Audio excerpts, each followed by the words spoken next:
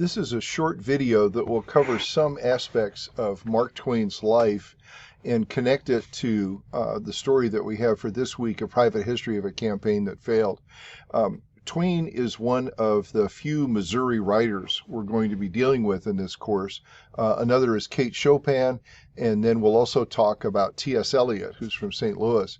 So we have a fair number of Missouri writers in the course. Twain was born in Florida, Missouri in 1835 and spent most of his life outside of the state. But his life went through a variety of interesting periods, and these four photographs kind of represent them.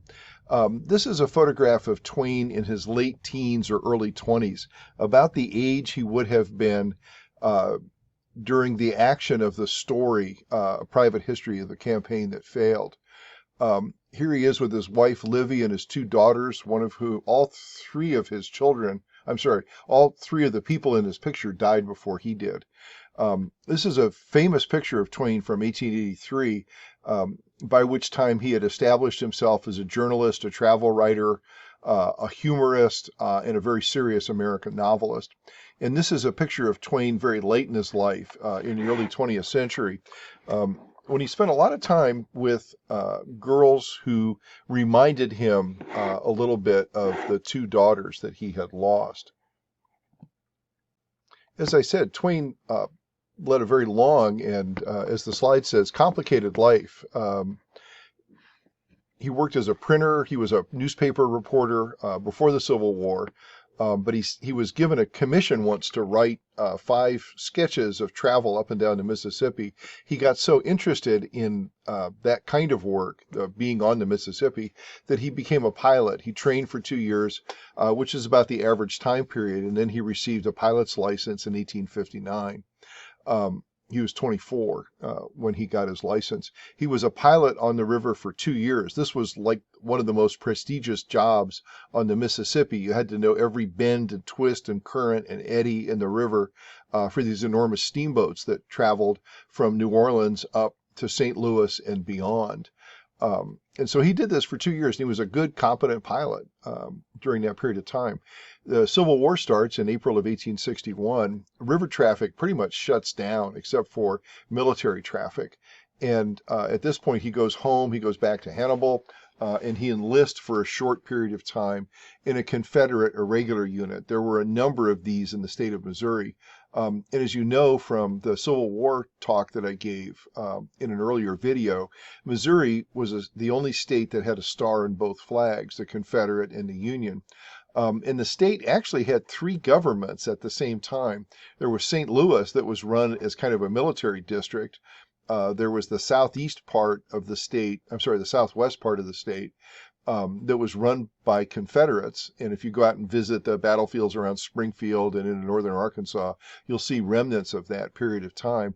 And then the eastern part of the state was pretty much under the control of a pro-federal government governor. In fact, Missouri had 2 governors during this period of time, a Confederate one and a Union one.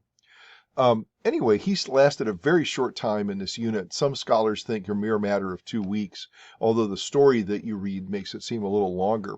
He traveled with his brother Orion to the Nevada Territory. His brother was the clerk for the governor of the territory who'd recently been appointed, and Twain went to work for Orion as kind of an assistant clerk, but he really became a journalist in this period of time. He also was a miner for a short period of time.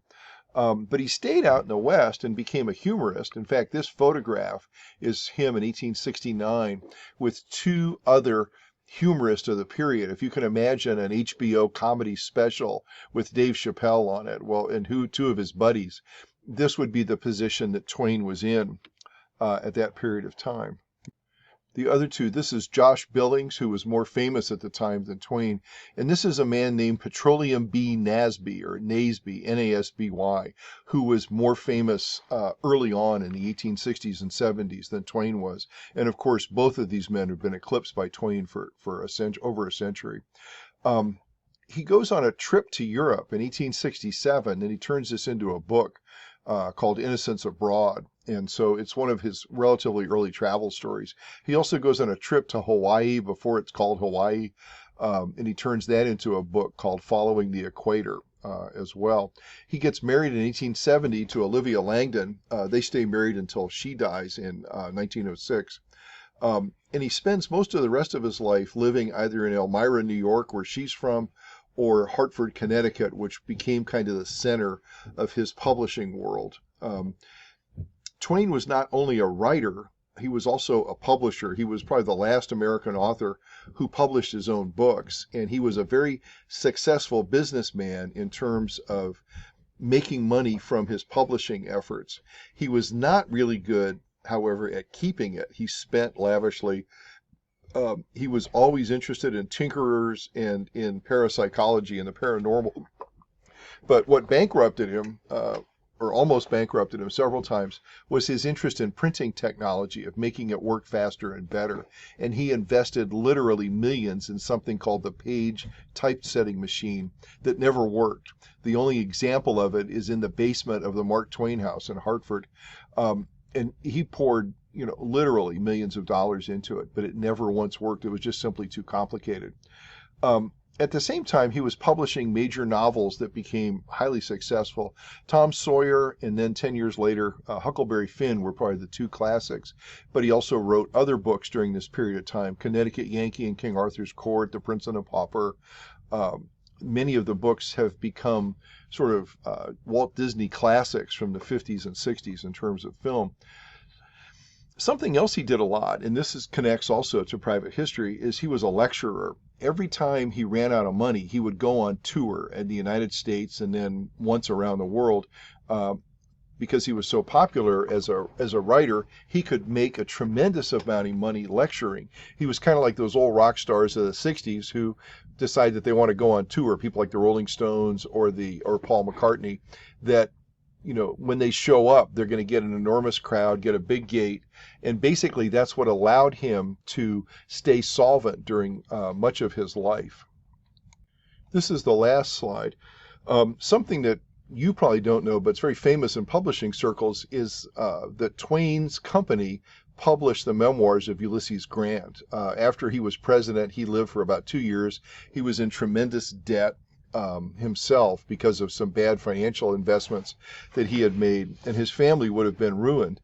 And so Twain encouraged him to write his memoirs, and Grant spent the last 6 months, 8 months of his life writing a 2-volume memoir of his time, growing up and then being in the Civil War, and it ends at Appomattox. It's the most extraordinary memoir in probably the history of memoirs told by generals.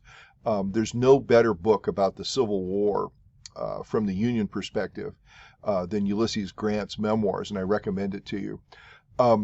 As Twain aged, he began to get to be more and more of an anti-imperialist.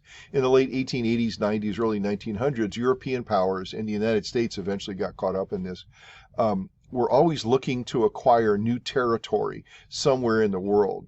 Africa became a series of colonies. Some were French, some were British, some were German, some were Portuguese, some were Belgian. Asia was the same. Each European country had its own group of colonies. India, of course, was the most famous for the British, but Hong Kong was a British colony. Burma was a British colony. Malaya was a British colony. Ceylon was a British colony. I mean, at one point, Britain owned or had dominion over 1/4 of the Earth's surface. And, France, Germany, Spain, all had little colonial empires. Well, of course, in 1898, we fought a war against the Spanish over Cuba. And in that process, we became an imperial power ourselves with the taking of the Philippines, where I used to live. That's where I graduated from high school. Guam, and Puerto Rico, along with Cuba, all became for a period of time part of the United States as territories, as things that we controlled. And of course, Puerto Rico is still a territory of the United States. We still have a Navy base at Guantanamo in Cuba because of the Spanish-American War. Even though the rest of the island is completely under a dictatorship, there's one piece of it that has remained in American hands since 1898. Well, this all has to do with some of the things that are going on in the story. One of the things that you probably need to know is that after the Civil War, of course, Union veterans had reunion after reunion. They formed an organization called the Grand Army of the Republic. And these guys were a major fraternal organization for like the next 50, 60 years until people began to die out. They were kind of like the American Legion or the Veterans of Foreign Wars that were formed after World War One. These different veterans organizations were very powerful politically, but they also were ones where men would get together to reminisce about their days in the military. Okay. Um, and Twain was an extremely popular speaker at these because he had had this career as a humorist and as a satirist. That's in fact how he came to the attention of the American public. And so he was frequently invited to these events. And he was paid for this, of course. And so he actually told stories that are like private history over and over and over again in this period of time. There's, I think, 16 different versions of stories about his 2 weeks or 3 weeks in this Confederate unit at the beginning of the Civil War. And they're all a little different. They all do feature the character Dunlap with the French name, and they try to that everybody either mispronounces or screws up. And some of the same characters recur. Only the printed version has the particular narrative structure and many of the incidents that we see in Private History of a Campaign That Failed. So he had a history of telling these stories. He finally writes them down, and they're published. This particular one is published in 1885. And it appears, as it says here on the slide, in something called Century Magazine. This was the most important literary and popular and current events magazine of its time. There's nothing like it now. This was a real phenomenon.